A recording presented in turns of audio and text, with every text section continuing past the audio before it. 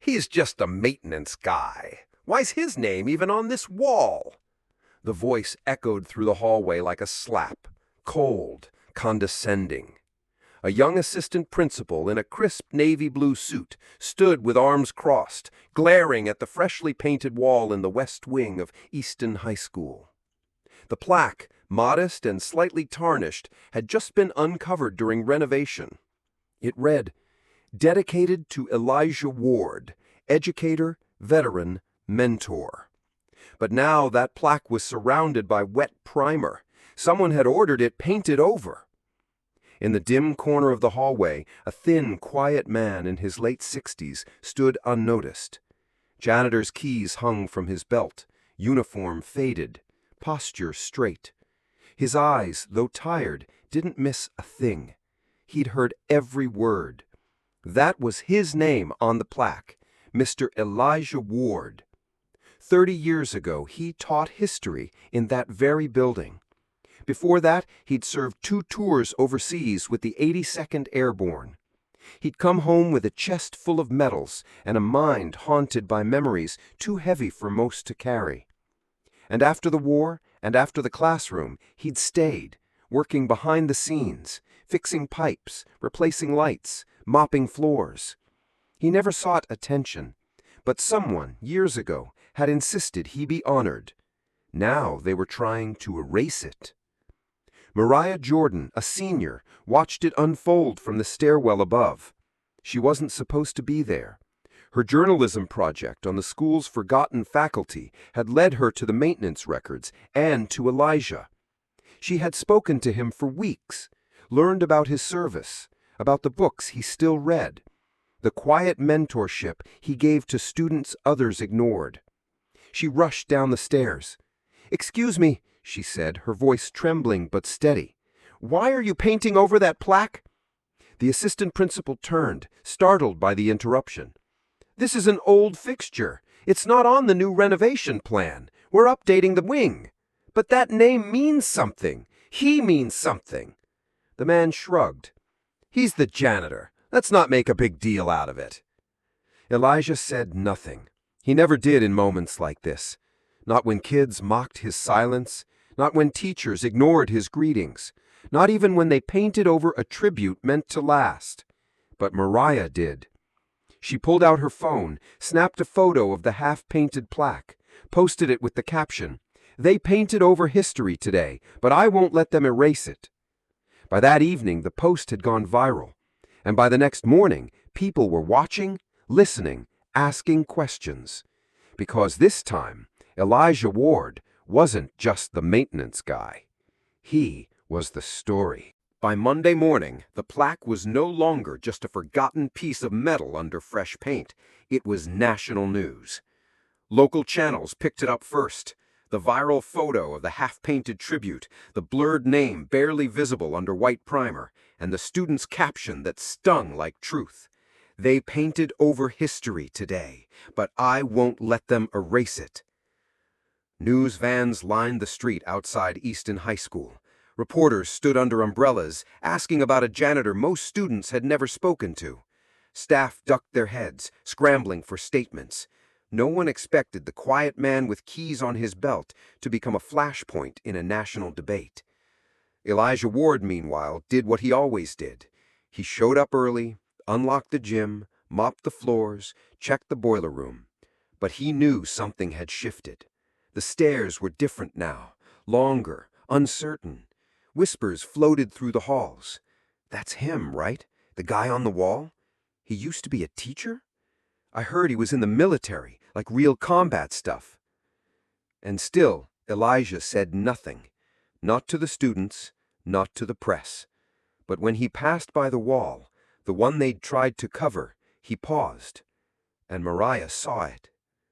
That slight hesitation, the way his fingers brushed the edge of the frame, like he was touching a memory. In the main office, Principal Denise Harlow was pacing. She said, "We need to contain this. This story is spiraling." The assistant principal, now infamous thanks to an audio clip Mariah had posted, sat red-faced in the corner. I didn't mean anything by it. It was just old." Old doesn't mean irrelevant, Mariah said, standing in the doorway. She held a stack of photocopied yearbook pages and military records. This man taught here for 13 years. Before that, he jumped out of planes in combat zones. He has a Bronze Star, and we painted over his name like he was gum on the sidewalk. Principal Harlow opened her mouth to scold her, but didn't, because Mariah wasn't alone.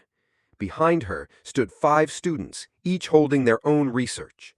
Photos of Elijah leading the chess club in 1994, an op-ed he wrote about desegregation in the 80s, a letter from a former student who credited Elijah with saving his life. They were calling it Project Unpainted. That night, Mariah sat in her bedroom, laptop open. She stared at the message blinking in her inbox. Subject: Elijah Ward. From Captain Jeremy Ross, U.S. Army, retired. I served with Elijah Ward in Kandahar. He once dragged me out from a wrecked convoy under sniper fire. I still owe him my legs. Whatever you're doing, don't stop. He's the reason a lot of us came home. She swallowed hard. It wasn't just about the wall anymore. It was about what the wall stood for. He taught me how to breathe under gunfire. That was the line that froze the auditorium. Not from a teacher, not from a principal, but from a man in full army dress blues, his voice steady, his right leg missing below the knee. Captain Jeremy Ross had flown in that morning, not for a ceremony, not for press, but because someone had finally asked, who was Elijah Ward? The school had caved under pressure and allowed a public hearing, a student-led forum on the issue. The stage was crowded, administrators on one side, students on the other, and Elijah Ward sitting quietly off stage in a folding chair as if none of this was about him. Mariah took the microphone. This started as a story about a plaque, she said, but it's really about what happens when we let memory fade, or worse, when we cover it up. She turned to Principal Harlow. Can I ask, when you took over as principal, were you told anything about Mr. Ward's service, his time as a teacher here? The principal looked uncomfortable. There were no records in the current system. No records because they were moved, Mariah said. I checked. The old teacher files were put in storage 3 years ago. And the wall? That was on the original blueprint. But in 2020, the new renovation plan called it aesthetic clutter. Murmurs rippled through the room. Then Jeremy Ross stepped forward. I don't care if you paint the walls gold, but if you erase that man, you erase every man and woman who came home quietly and kept serving. He paused. When I lost my leg, I thought I lost my purpose. It was Elijah Ward who visited me in rehab, who sat beside me and said, purpose isn't a uniform. It's what you do when no one's looking. He's the reason I'm alive. He's the reason I speak in schools now. And he's the reason I walked in here today, even if it's with one leg. The auditorium went still.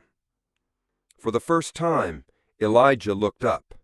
He didn't cry, didn't smile, but his hands gripped the chair just a little tighter, as if holding on to something long buried and finally surfacing. Outside, the crowd that had gathered around the school grew. Veterans, former students, neighbors, strangers holding signs that said, don't repaint, relearn, honor the quiet ones. Mr. Ward taught here. The media was everywhere now, but Elijah didn't speak to them. He simply worked up to the wall, now half-stripped, still smeared with primer, and he touched it, not with bitterness, but with memory. That wall had heard the echoes of his lectures, the laughter of his students, the quiet conversations after school with kids who had no one else. They could paint it, they could forget it, but they couldn't erase what it had held. Not anymore. Elijah Ward does not have clearance to attend this meeting. That's what the district superintendent said, straight-faced, into the mic, in front of a packed room. It was the emergency school board session held just days after Captain Ross's speech. The community demanded answers. The board responded with a closed-door meeting. And when Elijah arrived, quietly, early, as always, they tried to keep him out. Mariah stood up from her seat in the audience. "You're saying the man whose name you tried to paint over, whose record you buried, and whose plaque you defaced, can't sit in the room where his fate is being discussed?" Superintendent Maddox didn't answer at first. Then finally, flatly, "He's not on the agenda." But neither was justice.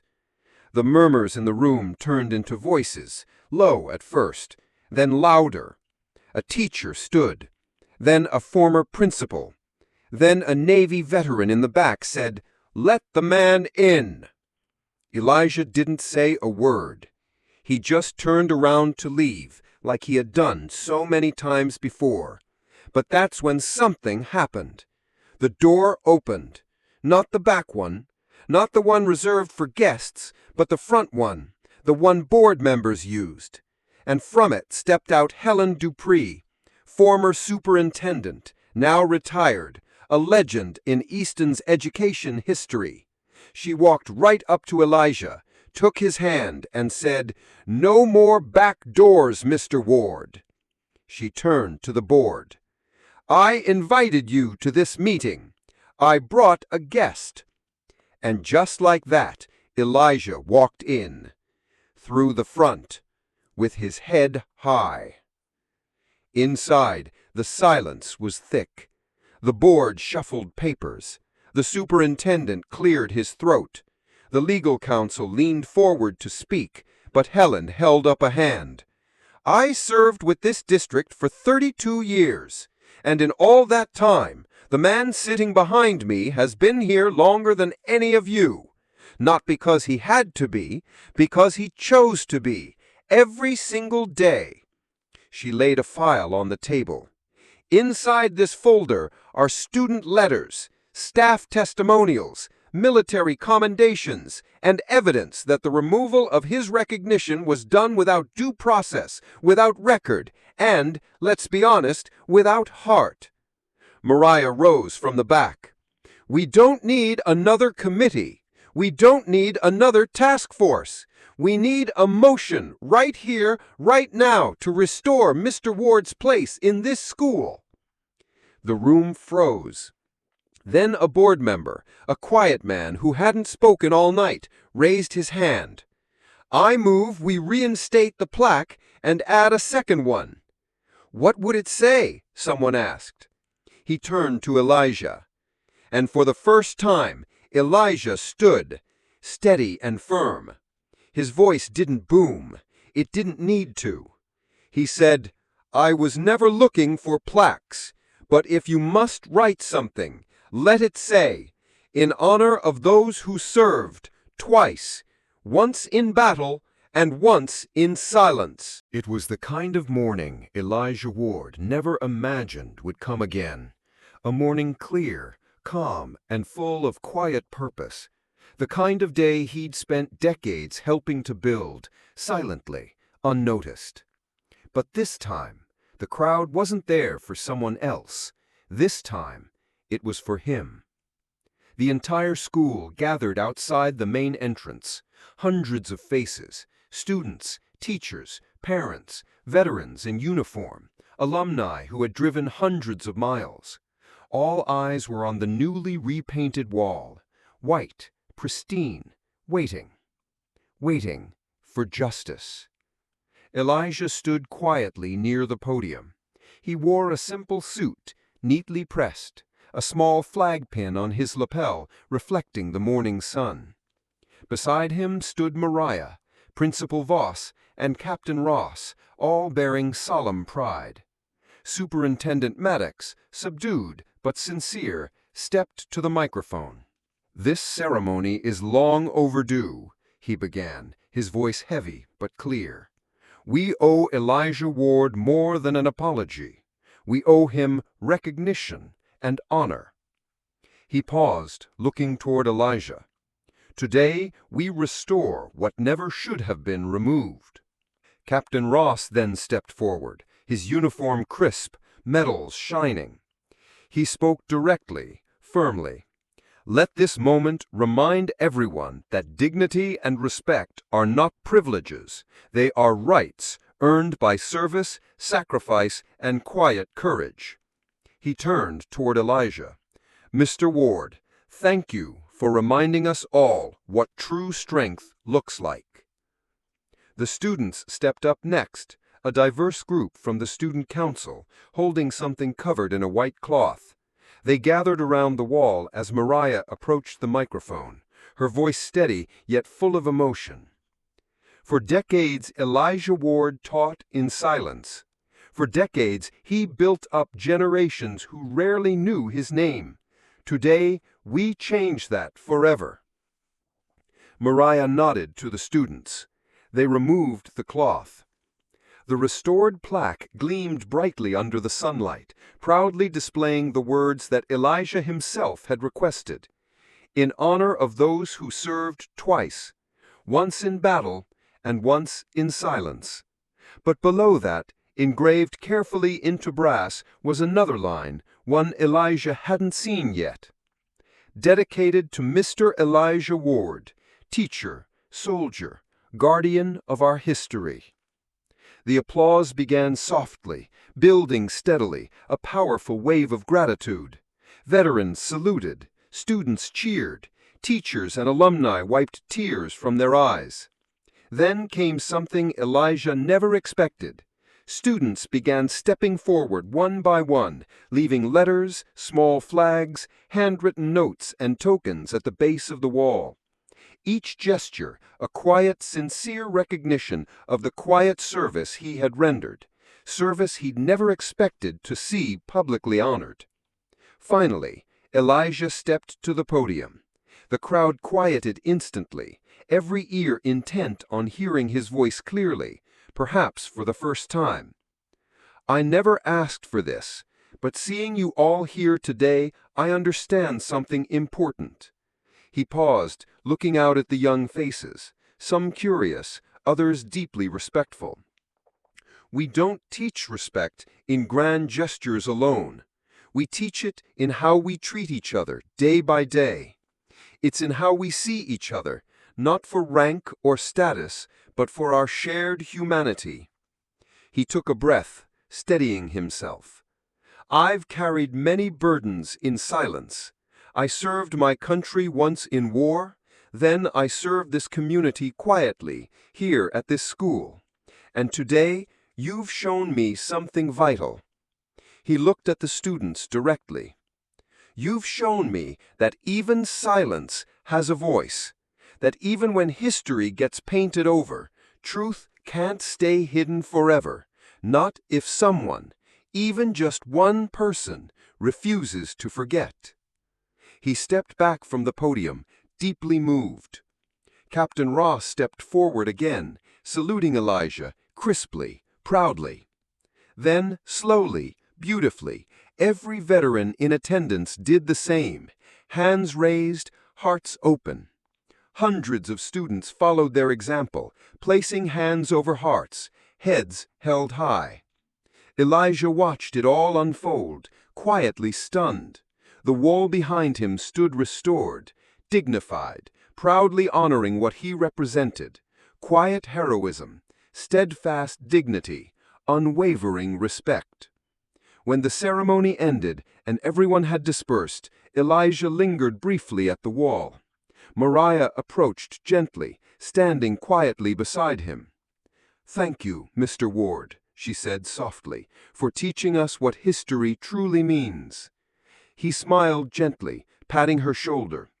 "No, Mariah," he replied, voice warm and steady. "Thank you for refusing to let my story fade." He walked away then, the morning sun rising higher, illuminating clearly the words that would now never again be painted over. Dedicated to Mr. Elijah Ward, teacher, soldier, guardian of our history.